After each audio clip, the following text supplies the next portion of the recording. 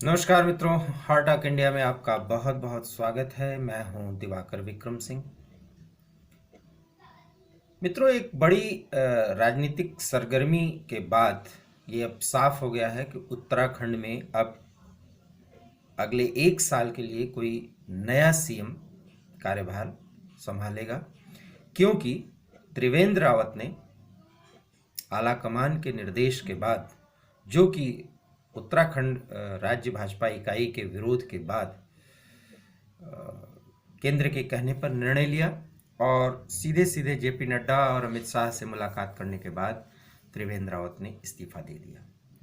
इस्तीफे के कारण को जानने के लिए जब उनसे बात की गई तो उन्होंने कहा कि कारण जानने के लिए आपको दिल्ली जाना पड़ेगा। ये बात उन्होंने पत्रकारों से कही।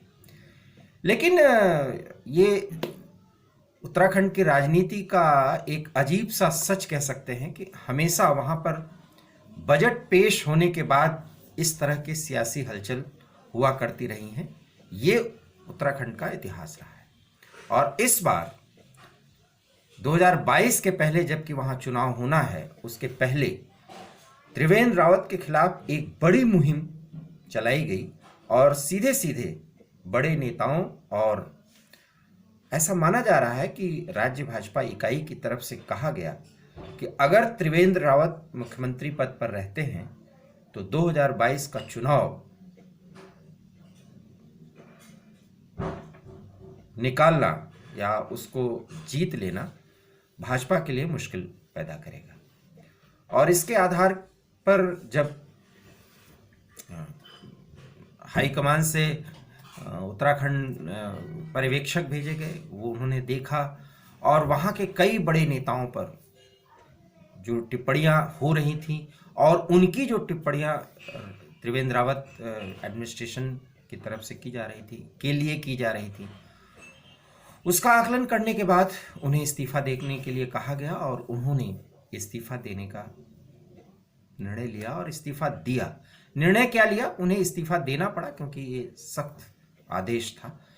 तो एक बात तो स्पष्ट हो गई कि जो विधायकों का, कुछ बड़े नेताओं का जो विरोध था, उसके सामने हाईकमान ने भी एक तरह से सरेंडर करने का फैसला किया और वहाँ पर विधायकों का जो जनमत था वो सीधे सीधे त्रिवेंद्र रावत एडमिनिस्ट्रेशन की कार्यशैली, कार्यप्रणाली से पूरी तरह से नाखुश था और उनके मुताबिक अफसरशाही जिस कदर वहाँ पर प्रभावी था, उसके कारण जो जननेता थे और भाजपा इकाई के जो कार्यकर्ता पदाधिकारी थे या मंत्री और विधायक थे, उनकी बातें कम सुनी जाती थी। निर्णय त्रिवेंद्र रावत की तरफ से लिए जाते थे या उनके एडमिनिस्ट्रेशन की तरफ से जो उनके इर्द गिर्द कुछ अधिकारियों का एक कॉकस बन गया था, उनके द्वारा लिए जाते थे। और इसके कारण से उत्तराखंड में जो दो बड़े क्षेत्र हैं, गढ़वाल और कुमाऊं मंडल, उन दोनों मंडल के बड़े नेताओं में एक विरोध का स्वर उभरा। ऐसा माना जाता है कि गैरसैंण को जो उन्होंने एक मंडल बनाने का निर्णय लिया और उसमें 2 जिले कुमाऊं के और 2 गढ़वाल के आए, उसको लेकर के भी एक अजीब सी नाराजगी थी। लोगों का कहना था कि उन्होंने पूरी तरह से विमर्श नहीं किया और उस विमर्श के पहले एक तरह से अफसरशाही के द्वारा तैयार किए गए पूरी कार्ययोजना पर उन्होंने अमल किया और इसके कारण नाराजगी बहुत बढ़ गई थी और उन्हें एक तरह से आप कहिए कि इस्तीफा देना पड़ा। और इस्तीफा देने के बाद हालांकि कोई बहुत बड़ी ऐसी समस्या नहीं होनी चाहिए, लेकिन अब एक बड़ा सवाल यह है कि वास्तव में वो क्या कारण थे जिसके कारण त्रिवेंद्र रावत के खिलाफ इतना माहौल बना। एक बात तो तय है कि त्रिवेंद्र रावत के ऊपर कोई भ्रष्टाचार का आरोप वैसे लगाए, लेकिन वो भ्रष्टाचार का आरोप लगाने के लिए लगाया जा सकता है, लेकिन त्रिवेंद्र रावत व्यक्तिगत रूप से बहुत ही समर्पित कार्यकर्ता और संघ के विचारधारा के से जुड़े हुए व्यक्ति रहे हैं। हाँ, एक तरह से ऑफ कलर, जिस तरह से एक प्रोएक्टिव एडमिनिस्ट्रेटर के रूप में उनकी भूमिका होनी चाहिए थी, वो 4 सालों में नहीं दिखा। ये बात कही जा सकती है, लेकिन उसके पीछे कई ऐसे रीजंस हो गए और इतना तो तय है कि वो कहीं ना कहीं विधायकों और संगठन के कुछ बड़े नेताओं को एक साथ साध नहीं पाए, इतना जरूर है। और अफसरशाही जब इस कदर प्रभावी हो गई तो एक तरह से मुख्यमंत्री का ही निर्णय या मुख्यमंत्री के इर्द गिर्द रहने वाले ऑफिसर्स के ही निर्णय जो है वो उत्तराखंड में प्रभावी दिखने लगे, तो विरोध होना तय था और इस विरोध के कारण उनको इस्तीफा देना पड़ा। और अगर उन्होंने इस्तीफा दिया है तो इसकी भरपाई जो नया नेता आने वाला है, हालांकि कई नेताओं के नाम चल रहे हैं जिसमें बलूनी का नाम, क्योंकि वो कुमाऊं रीजन से हैं, उनका नाम सबसे ऊपर है। हालांकि सतपाल महाराज को भी पूरी तरह से अभी खारिज नहीं किया जा सकता। ये बड़ा आसान होगा, ये तय कर लिया जाएगा, क्योंकि इस पूरे मामले में जो विरोध का स्वर था उसको एक साथ इकट्ठा करके और पूरा हाईकमान तक पहुंचाने के लिए जितने बड़े नेताओं का उसमें सहयोग रहा है, उसमें जो नेता समन्वयक की भूमिका में था उसी को मुख्यमंत्री बनाया जाएगा और उस व्यक्ति को बनाया जाएगा जिसका संगठन के साथ अच्छा तारतम्य हो। और सबसे बड़ी बात है कि मैंने एक शब्द यूज किया कि वो ऑफ कलर सीएम थे, लगभग शांत स्थिति में दिखते थे, जो एक प्रोएक्टिव एडमिनिस्ट्रेटर की भूमिका होनी चाहिए थी, और 4 साल का समय उन्हें मिला। हालांकि कोई ऐसे निर्णय उन्होंने ऐसे नहीं लिए जिससे आप कह सकते हैं कि वो बिल्कुल नकारा साबित कर दिए जाए। खास करके कोरोना काल में, कोरोना के बाद भी, और जिस तरह से अभी कुंभ का पर्व है उसकी तैयारियों को लेकर के उन्होंने बहुत एक्टिव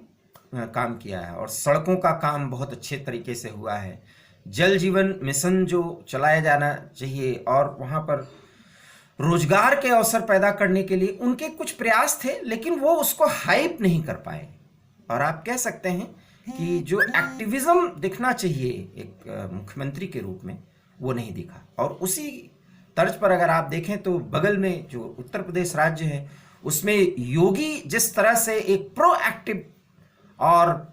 बिल्कुल सख्त निर्णय लेने वाले मुख्यमंत्री के तौर पर पूरे भारत में चर्चा में आ रहे हैं, त्रिवेंद्र रावत कहीं ना कहीं बस एक शांत स्वभाव के मुख्यमंत्री। आप कह सकते हैं कि एक समय था जब रमन सिंह का कार्यकाल था, उस कार्यकाल का जो जिस दौर में भाजपा हारी है, कुछ इस तरह से बिल्कुल एक बस मुख्यमंत्री के तौर पर वो काम करते रहे, उनमें वो एक्टिविज्म नहीं दिखा, वो तत्परता नहीं दिखी। और यही वो कारण था जिसके कारण वो थोड़ा सा लोगों से दूर होते गए। और लोगों से जब दूर होते गए तो उस दौर में जो कूटनीतिक या जो राजनीतिक प्रयास करने चाहिए, वहां पर त्रिवेंद्र रावत ने एक बड़ी चूक की। और शायद यहीं पर वो नजर आने लगे कि उनके अंदर एक तरह से दरकिनार करने की, विरोध को दरकिनार करने का भाव आ गया और इस कारण से उनके खिलाफ माहौल ज्यादा बना। और जब माहौल इस कदर प्रभावी हो गया कि संगठन ने भी और हाईकमान ने भी सोचा कि अब अगले साल चूंकि 2022 में चुनाव होना है, उत्तर प्रदेश उत्तराखंड में साथ ही चुनाव होगा, तो एक राज्य के मुख्यमंत्री की चर्चा और उसकी कार्यप्रणाली की चर्चा, उसके कुछ निर्णयों की चर्चा पूरे देश में हो रही है। पक्ष या विपक्ष की तरफ से सीएम योगी की चर्चा बराबर हो रही है और पिछले 1-1.5 सालों में तो वो एक बड़े कद्दावर नेता के रूप में स्थापित हो रहे हैं। दूसरी तरफ इस पहाड़ी राज्य जहां पर भाजपा बहुत कैडर के रूप में मजबूत है, संगठन के स्तर पे मजबूत है और लोगों का जो विश्वास है वो बहुत ज़्यादा मजबूत है भाजपा को लेकर के, खास करके पीएम मोदी को लेकर के, ऐसे में त्रिवेंद्र रावत का इस तरह से ऑफ कलर हो जाना वो उचित नहीं था। और संगठन को, बड़े नेताओं को, विधायकों के विरोध को और उनकी कुछ मांगों को जिस स्तर पर उन्होंने उदासीन होकर के एज इट इज चलने दिया, वो एक तरह से ये भाव दिखा रहा था कि कहीं ना कहीं उन्होंने लोगों की नाराजगी को दरकिनार करने का प्रयास किया। तो इस कदर आप कह सकते हैं कि सीएम त्रिवेंद्र रावत कहीं ना कहीं हल्के से, जो लोकतंत्र में एक शब्द यूज किया जाता है कि आदमी पद के गरिमा को बरकरार न रख पाया हो या पद की जरूरत को न समझ पाया हो, तो कहीं ना कहीं वो नौसिखिया साबित हुए हैं इस पूरे विरोध को टैकल करने के मामले में और इस कारण उन्हें इस्तीफा देना पड़ा। रही बात उनके व्यक्तिगत सार्वजनिक जीवन के ऊपर, कोई ऐसी टिप्पणी नहीं की जा सकती, न किया जाना चाहिए। और यह और बात है कि जब सार्वजनिक जीवन में व्यक्ति आता है तो कई तरह के आक्षेप और आरोप लगाए जाते हैं, लेकिन अगर आक्षेप और आरोप हैं तो निश्चित रूप से ये उनका उदासीनता का भाव है या अफसरों की एक कोठरी में गिर जाने के कारण ऐसा हुआ है। और निश्चित रूप से त्रिवेंद्र रावत को मेरा अपना मानना है कि मैं मानता हूं कि व्यक्तिगत रूप से बहुत ईमानदार नेता रहे हैं और संघ के बहुत जिसको कहते हैं कि जमीनी स्तर के कार्यकर्ता रहे हैं और संघ का उन पर विश्वास भी था, वो कृपा पात्र भी थे, इसीलिए उनको मुख्यमंत्री बनाया गया। एक नेता, नए नेता के रूप में मुख्यमंत्री उन्हें बनाया गया, जबकि उत्तराखंड राज्य जो है वो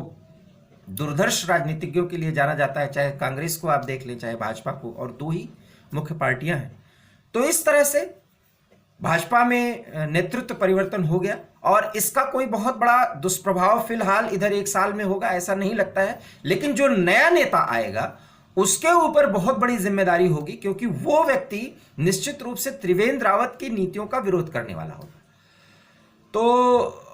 होगा, और त्रिवेंद्र रावत की नीतियों का अगर उसने विरोध किया है तो एक साल में उसको करके दिखाना है। इसलिए त्रिवेंद्र रावत का अगर कोई खेमा बना है तो वो निश्चित रूप से उसका पूरा मूल्यांकन करेगा, आकलन करेगा। माना यह भी जा रहा है कि त्रिवेंद्र रावत को केंद्र में या संगठन स्तर पर बड़ी जिम्मेदारी दी जा सकती है, क्योंकि उनका जो कद है उसको पूरी तरह से दरकिनार नहीं किया जा सकता। जैसा कि मैंने पहले भी कहा कि संघ के वो बड़े नजदीकी हैं और भाजपा के समर्पित कार्यकर्ता रहे हैं, एक ईमानदार छवि रही है। ये और बात है कि एक सख्त, तेज तर्रार, प्रोएक्टिव एडमिनिस्ट्रेटर के रूप में नहीं जाने जा पाए वो पिछले 4 सालों में, ये बात दिखती भी है। हालांकि राज्य के विकास के लिए उनको आगे बढ़ाने के लिए कुछ नीतियों को अगर देखा जाए तो त्रिवेंद्र रावत को बिल्कुल हम दरकिनार नहीं कर सकते, नजरअंदाज नहीं कर सकते, लेकिन ये राजनीति है। राजनीति में कहीं कभी कभी प्रोएक्टिविज्म और दिखावा, सॉरी टू से दिखावा शब्द का मैं इस्तेमाल कर रहा हूं, उसको भी प्रदर्शित करने की जरूरत होती है, क्योंकि एक मुख्यमंत्री के तौर पर संगठन के साथ तालमेल बनाना, बड़े नेताओं के साथ जो पार्टी के होते हैं उनके साथ तालमेल बनाना, विधायकों के साथ तालमेल बनाना और साथ साथ जन आकांक्षाओं को पूरा करना, इन सब में जो एक तालमेल बनाने की जो जरूरत थी, जो अपेक्षा थी, वो नहीं कर पाए। तो यहां पर वो थोड़ा सा नौसिखिया साबित हुए। अगर इसको वो टैकल कर जाते तो ऐसा न होता, और इसको उन्होंने बहुत तोड़ भांज का शब्द मैं इस्तेमाल कर रहा हूं, उस हिसाब से उन्होंने टैकल करने की कोशिश नहीं की, क्योंकि वो उनकी आदत और फितरत में नहीं थी। एक सख्त नेता इस हिसाब से कहे जा सकते हैं कि वो अपने सैद्धांतिक तौर पर वो जिस विचारधारा या जिस तरह से आगे बढ़ने चाहते थे एक मुख्यमंत्री के तौर पर, उससे वो डिगे नहीं। हो सकता है यही उनकी जिद मानी गई हो और यही उनका जो नजरअंदाज करने का तौर तरीका मान लिया गया हो। और लोकतंत्र में या किसी कैडर बेस्ड पार्टी में इस तरह की स्थिति अगर हो, वो भी इस समय जब भाजपा में पूरी तरह से हाईकमान मजबूत है और कैडर के स्तर पर भाजपा जो है अपने पांव को सभी राज्यों में बहुत अच्छी तरीके से फैला रही है, ऐसे में 2022 को देखते हुए कोई रिस्क नहीं लेना चाहती थी पार्टी, और इसलिए जेपी नड्डा से मैराथन मीटिंग के बाद और काफ़ी मंथन के बाद ये निर्णय लिया गया कि त्रिवेंद्र रावत को इस्तीफा देना ही पड़ेगा। लेकिन जो भी अब मुख्यमंत्री बनेगा उसके सामने ढेर सारी चुनौतियां होंगी, और ये देखा जाएगा और ये देखना पड़ेगा कि जो नया मुख्यमंत्री बनेगा वो वायुमंडल का होता है या नहीं, और अगर जो होता है वो एक साथ, अगर जो उसका आरोप रहा है या उस पक्ष का जो आरोप रहा है कि त्रिवेंद्र रावत बहुत ऑफ कलर थे, अगर वो मुख्यमंत्री रहते तो उत्तराखंड का चुनाव 2022 में जीतना मुश्किल होता, तो वो क्या काम इस एक साल में करता है मुख्यमंत्री के तौर पर, सभी विधायकों की अपेक्षाओं को पूरा करने के तौर पर, जन आकांक्षाओं को पूरा करने पर, और साथ ही साथ संगठन के साथ तालमेल बना करके उत्तराखंड में भाजपा को एक बार फिर से गद्दी दिलाने के लिए प्रयास करने वाले एक प्रशासक और राजनेता के तौर पर यह देखना दिलचस्प होगा। फिलहाल इस वीडियो में इतना ही। अगर आपको ये वीडियो पसंद आया हो तो प्लीज़ हमारे इस वीडियो को लाइक करिए, शेयर करिए, और हमारे YouTube channel heart talk India को प्लीज़ सब्सक्राइब करिए, और हमें फेसबुक पर हार्ट टॉक इंडिया पर प्लीज़ फॉलो करिए। और हम आपसे आगे भी मिलेंगे और अगले कुछ बड़े राजनीतिक मुद्दों पर जरूर आपसे चर्चा करेंगे। बहुत बहुत धन्यवाद। नमस्कार।